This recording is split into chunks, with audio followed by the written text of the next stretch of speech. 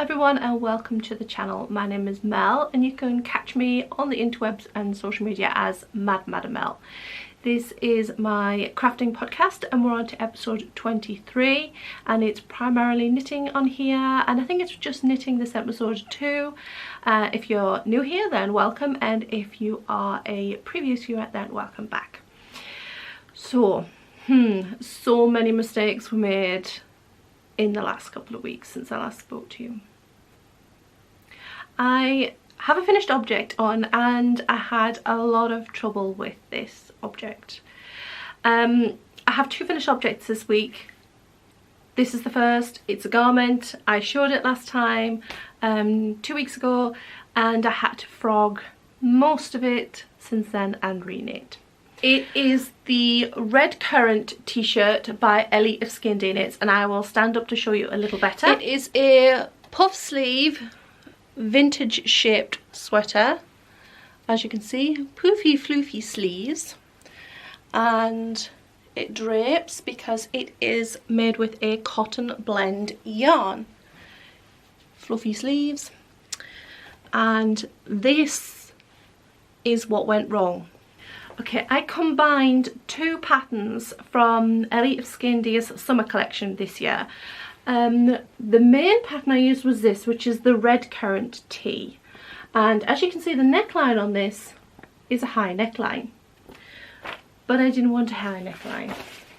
So I used the neckline from the Ortelia tee, let's see if that's in focus, Ortelia, which has a sweetheart neckline, but it has short capped sleeves. So I mentioned last time I had got probably halfway up the neckline because it's knit bottom up, and I had mentioned that I was using the stitch counter and the decreases for the sleeves from the Redcurrant alongside the stitches for the neckline on the Ortelia tee. And when I went back to edit the video, I realised I hadn't actually done that. I had looked at the way it was knit, but I hadn't actually taken into account the decreases and the decrease rate for the puff sleeves when I knit this neckline.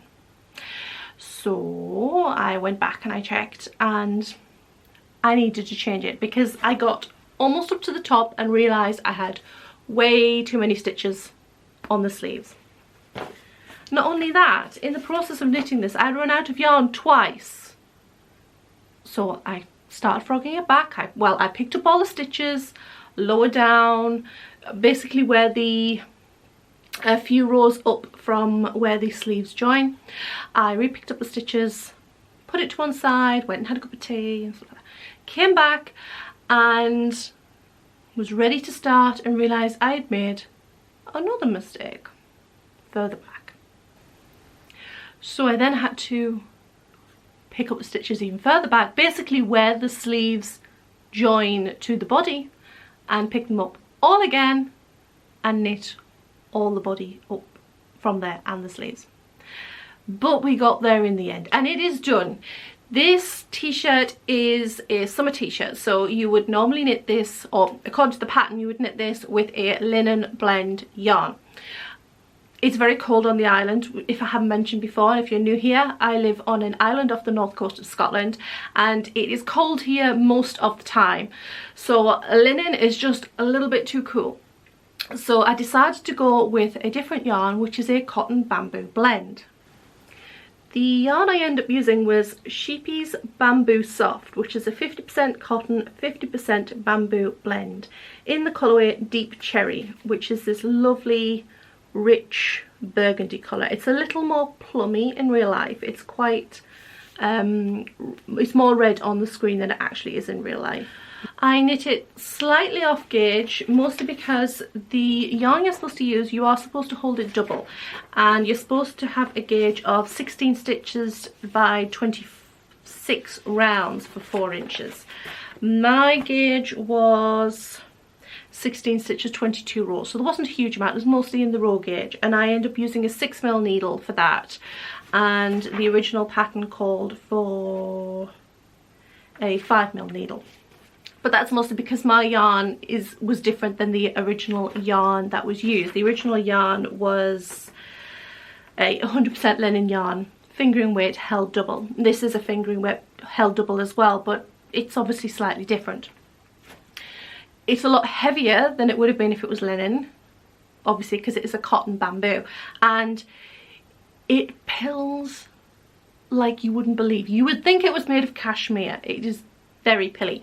I have washed this before wearing it, because when I knit my gauge swatch before I knit the garment, I pre-washed it and checked, because although wool and alpaca and things like that will often expand and relax upon washing and blocking, cotton will often shrink, especially upwards, which this did. So I needed to take that into account when I made my calculations for which size to make.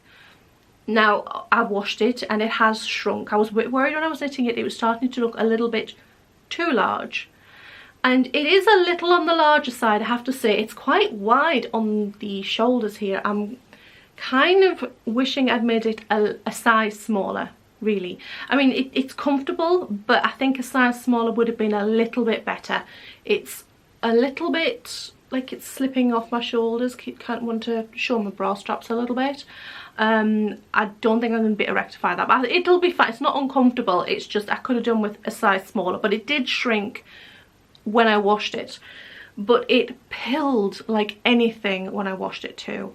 And with it being a cotton, all the ends I'd woven in, several of them had kind of poked back out again, because obviously the stitches shrinking means everything had moved and slipped and slid around. But the pills, oh my goodness. I took it out the washing machine and was horrified. It's okay, I've de-pilled it mostly, but this is going to be one of those objects that I'm going to be constantly using a de-pilling thing on it.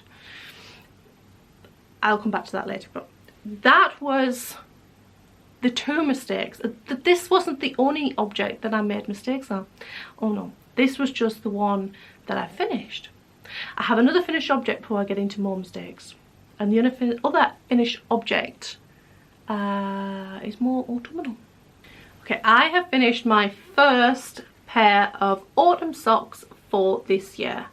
If you watched my previous vlog last week, you will see I have plans for many autumn and Halloween socks this year. And I have finished the first set. With a little bit of glare in here because the sun's quite low. But I have knit a pair of blueberry waffle socks. There we go, we've got blueberry waffle socks. As you can see, I've knit the pattern on the top of the sock and around the ankle and kept stockinette on the bottom. I used my usual Turkish cast on for the toe, and I have used eye of partridge stitch for the heel turn and a 2x2 rib for the cuff as well. The yarns I've used for the main body of the sock, I've used this one, which, if it'll focus, let's see, is Novita Nale. That might be completely wrong how you pronounce it, but it is a DK weight sock yarn, which is a, no idea because I folded up completely wrong.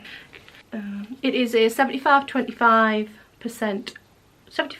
wool, 25% nylon, DK weight sock yarn. And I used up every single bit of it, and every single piece of this. I knit another pair of socks with this yarn last year, and I will show you because they look so different. This year I've done burgundy toes and heels. Last year I did exactly the same socks with orange toes and heels, and they look completely different. Oh, well, obviously they've got different colours, but I mean the body of the sock even looks completely different. The burgundy picks out the burgundy tones and the orange one picks out the orange tones, which when you see them together you can see they're the same yarn, but burgundy sock yarn, orange, completely different pair of socks. The toes and heels I have used Drops Fable in just a bog standard burgundy. Again, it looks more plum in real life than it looks on camera. It's closer to the Redcurrant t-shirt that I'm wearing. And I don't know if there's anything really else to say about it. I did the Drops Fable is a fingering weight, and this is a DK weight, because I accidentally bought DK weight last year, not realising it was DK weight. So what I did is I used a 2.5mm needle for the toes, and then moved up to 2.75mm for the body. When I came to the heel, I didn't bother changing the needle size. I stuck with it because I would be doing the slip stitches, so it would make a dense enough fabric that it wouldn't matter. And I didn't bother when it came to the cuff either. You're not going to be able to see, I don't know if I stretch it out, you might be able to see it's a little bit thinner, a little bit transparent, but not by a lot, and it's just a cuff, it doesn't matter. Because I knit toe up, I was able to knit most of the way up the ankle, and I stopped, and then I knit the second sock up to the same point, and I had around, let's think, 1, 2, 3, I had knit to about here. No, the end of this repeat, about ½ inch short of where the cuff is. And once I got them both to that point, I cut what remaining yarn I had left in half, and I carried on knitting, and there was literally enough for 3.5 rows. So I'd guessed that rather well. To the pattern repeat, and then I picked up with the burgundy, finished off the pattern repeat, and then just knit the cuff, and I had just enough to make them, and it's perfect. I have no leftover yarn, and I love them. I can't wait to wear these now that they have been shown on the podcast, and I don't have to keep them for best. Don't have to keep them perfect. I have about 4 or 5 other pairs of autumn and Halloween socks planned for the next few months. If you want to know more about those, check out my previous video on the vlog as to what patterns I am planning on making in the next few weeks. Okay, I mentioned many mistakes, and not only did I find out about the yoke being wrong on this sweater, the same day I found out I had made a huge mistake in the yoke of a second sweater. It was not a good day. The second sweater I had made a mistake on is the yoke of my Red Moon sweater. It is a colourwork yoke sweater, which would look like this, obviously.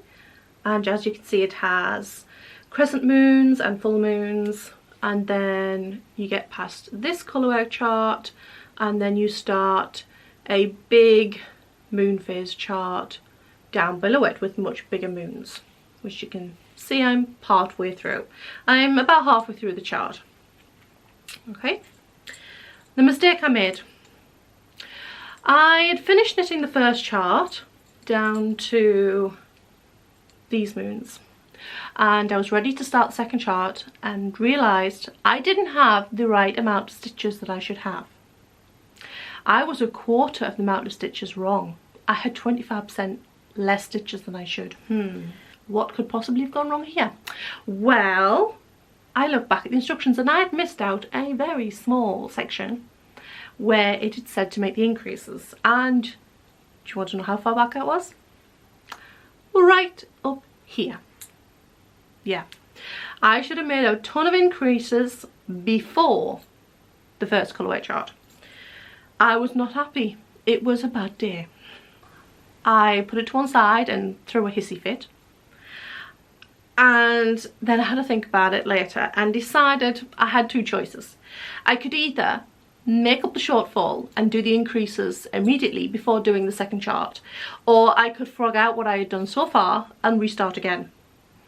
I didn't want to frog out the whole yoke so far. So I thought, okay, I will make the increases in the hidden row, because there is a couple of rows between the first chart and the second chart, and just put them in there because it's alpaca, it's very fluffy, it'll hide the increases, and hope the position of all the increases is in a position on the yoke where when the sweater pulls in for the underarms, it will hide any potential shape strangeness then. And again, it is charcoal fluffy yarn, so it's not like there's this distinctive line between, say, if in something like this where you would see a line of increases. So fingers crossed. So far it's looking fine. Like I said, I've done half the chart and it looks pretty good. I mean, you can't tell that I've done the increases. And if I put the yoke over my head there and put it on, the increases are here, and I'll be separating for the sleeves once you get past the second chart, so it'll kind of be pulling in, so I think it'll be fine. And it's quite, you know, wide-ish on the neck. I've made it a little tighter than the pattern. I think it'll be fine. If not, it will be going into hibernation till I stop throwing a temper over it. But the pattern is the Red Moon Sweater by Born and Raised Knits. And you can see there the first chart down to these moons here, and then the second chart is here, which I'm halfway through.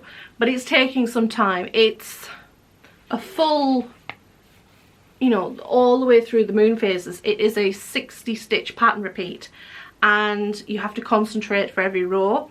It's not like say a 10 stitch pattern bit where you can memorize it. You can't, well, you can kind of memorize to a certain degree, especially once you've got to on the curve of the crescent. It's pretty straightforward, but it's taking some time to work through it. I'm doing sort of like a couple of rows at a time during an episode of Good Witch, which I'm trying to get caught up on.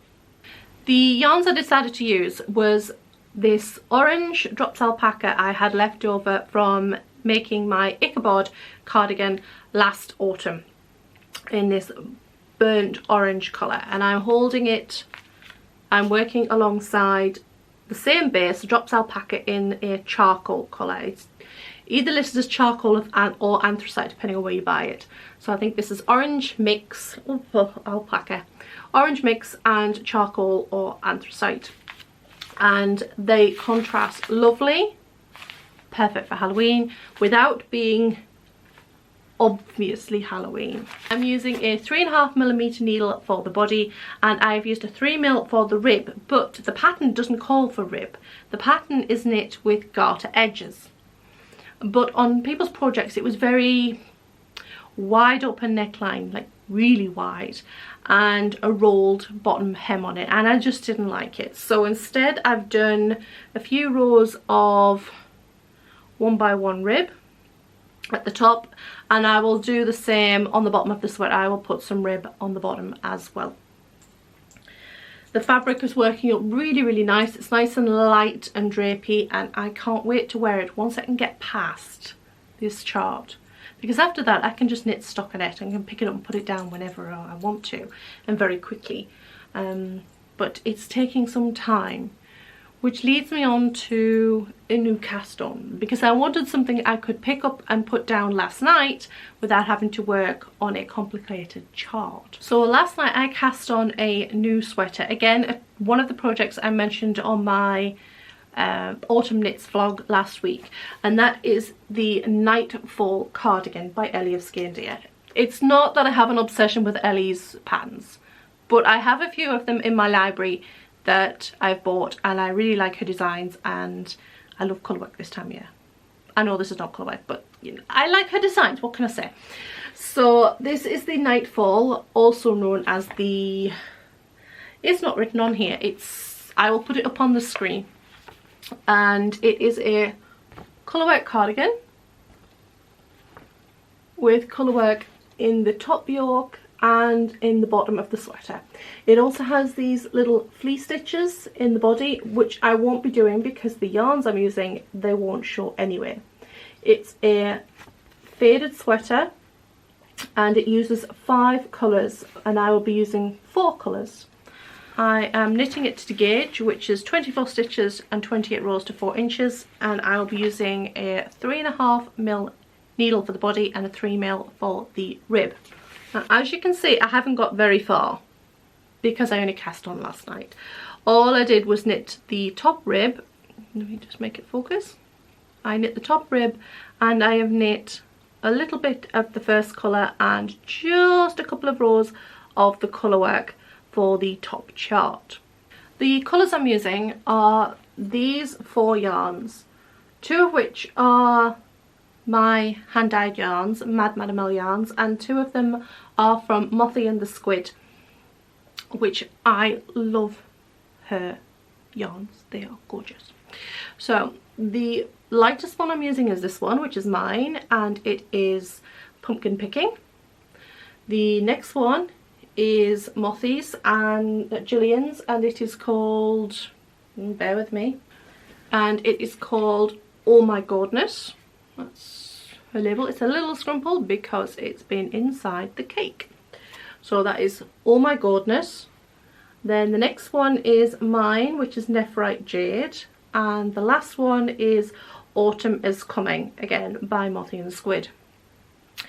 My 2 are BFL nylon, and the Mothy's are merino nylon with neps.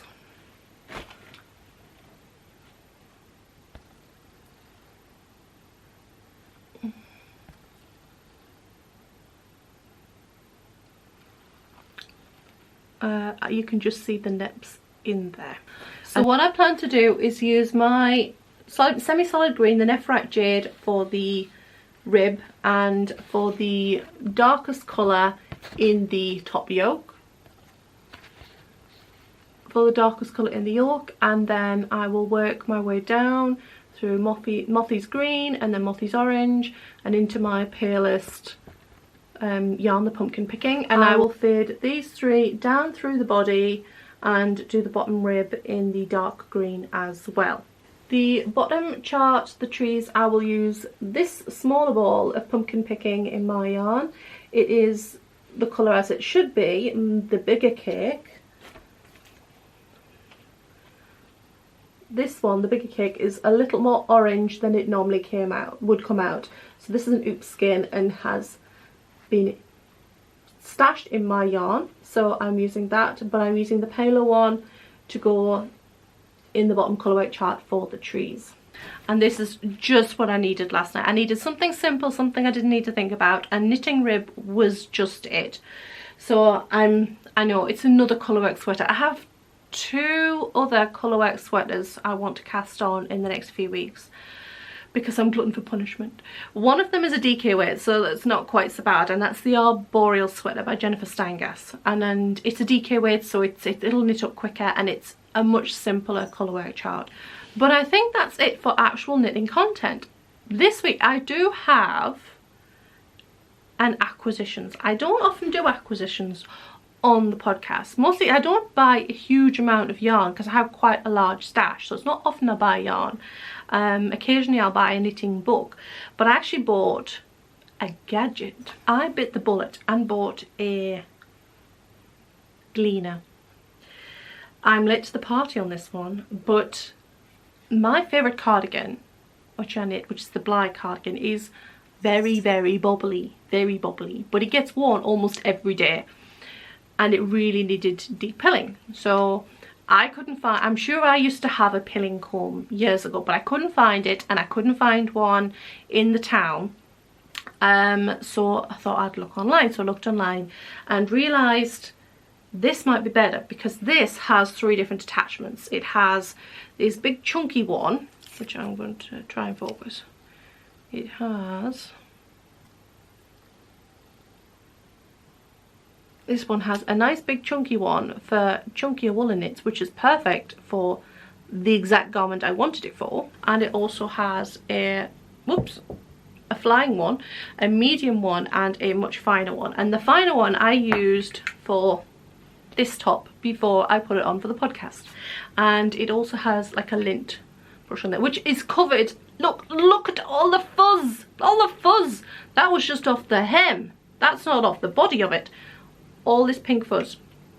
So this thing is brilliant because I can hold it like that and do the thing, whereas with a comb, do that on a big garment and it makes your hand all cramp up. So this was, why have I never got one before? I think it's just because they were very trendy a few years back, or quite a few years back now, and everybody was getting them, and I'm just like, gadgets. I'm not a gadgets person unless they're essential, and most of the time they're not essential, but this thing, I'm actually pretty impressed with it. So I can highly recommend one of these. And I'm kind of fearful of those shaver things. I'm not shaving my hand knits. No way am I putting a shaver anywhere near my hand knits. But these are just kind of combs. So the coarse one is like a mesh, so it can grab onto the big bubbles, and the other ones, which I've now dropped on the floor, they're like kind of like a sandpaper or wet and dry paper. And I think part of the thing is the angle, how you can grip onto it is nice, and you know. So yeah, gadget, Iglina. That's what I have for my acquisitions this episode.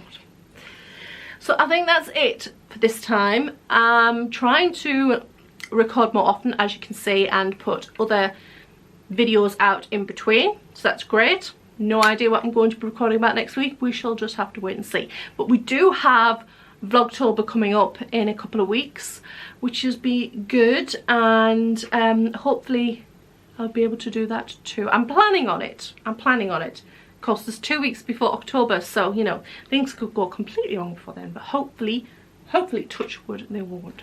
So I'm going to leave it there for this episode. And if you've ever had knitted cotton garments, do they always pill like this? Is it the cotton or is it the bamboo? Because if it's the bamboo, there's not a lot, I don't think there's anything I can really do about it. Anyway, so if you like this episode, feel free to hit the like button and subscribe if you're not subscribed and all that jazz. And you can find me around the interwebs as Mad Bad Mel, and I'll put all the links down below in the box if you're on the YouTube page. If not, I will try and remember to put them in the comments on the Facebook page, and I shall see you next time. Bye bye.